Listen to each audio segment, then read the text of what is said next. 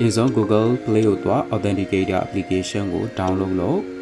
install လုပ်ရမယ်ပြီးရင်ဒီမှာကျွန်တော် enter set a keep ဆိုတာကိုနှိပ်ပြီး your key ကုတ်နေနေထည့်ဖို့အတွက်ကိုကျွန်တော်တို့ Gmail ကိုသွားရမယ်အဲ့တော့ Gmail မှာကျွန်တော်တို့ settings တွေကိုဝင်ပါအဲ့ဒီမှာကျွန်တော်တို့ manage ကိုချစ်ချင်တဲ့ account နှိပ်လိုက်ကျွန်တော်တို့အဲ့ထဲကနေပြီးတော့မှ security ဆိုတာကိုသွားရမယ်ပြီးရင်ကျွန်တော်တို့ဗာနှိပ်ရမယ်ဆိုတော့ authenticator ဆိုတာလေးကိုရှာ verify လေးလုပ်ပေးလိုက်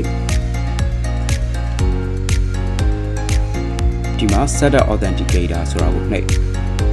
ဒီမှာ can scan is ဆိုတာကိုလုပ်ရမယ်အဲ့ဒါဆိုရင်ကျွန်တော်တို့ code လေးမှာထည့်ဖို့အတွက်ကိုဒီမှာ code generation လေးထွက်လာတယ်အဲ့ဒါလေးကို copy လုပ်ပါ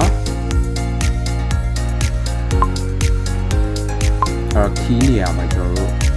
အဲ့ခုနယူလာတဲ့ code number လေးကိုထည့်ရမယ်ဒီမှာ code လေးမှာကျွန်တော်တို့ရဲ့ဒီကျွန်တော်တို့ချိတ်ချင်တဲ့ Gmail address ကိုအိမ်မှာထည့်ရမယ်ပြီးရင်အောက်မှာ time base ထားပြီး add လုပ်လိုက်ရပြီ